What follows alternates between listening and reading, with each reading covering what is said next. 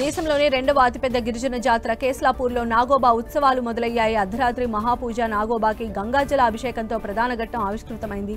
ప్రజలు అనంతరం మోస్రం వంశం కోడళ్లకు నాగోబాకి పరిచయం చేశారు. కులపెద్దలు ఆదివాసీలు సర్పజాతిని పూజించడమే ఈ పండుగ ప్రత్యేకత. పుష్యమాసం అమావాస్య రోజు నాగోబా పురివిప్పి నాట్యం ఆడతారని గిరిజనుల నమ్మకం. ఏటా పుష్యమాసంలో వచ్చే అమావాస్య రోజు అర్ధరాత్రి నుంచి ఉత్సవాలు ప్రారంభమవుతాయి.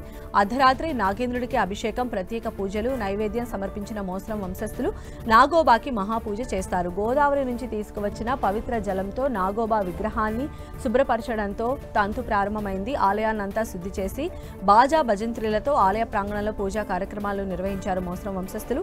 ప్రత్యేక పూజ సమయంలో రాగి చెంబులో పాలు, నవధాన్యాలు, మొలకలు అన్నింటినీ ఒక కొత్త రుమాలుతో కప్పి పుట్టపైన ఉంచారు. పుట్ట మీది రుమాలు పైకెత్తినట్లు కనిపించగానే పూజా కార్యక్రమం ప్రారంభించారు. ఈ పూజా కార్యక్రమంలో పాట్లాల్, గైక్వాడి, హవాల్దార్ మొదలైన ఆదివాసీ తెగలవారు పాల్గొన్నారు. ఈ నాగోబా జాతర వచ్చే నెల 4 వరకు జరగనుంది. ఈ వేడుకకు 5-6 రాష్ట్రాల నుంచి పెద్ద ఎత్తున గిరిజనేతర భక్తులు పాల్గొంటారు.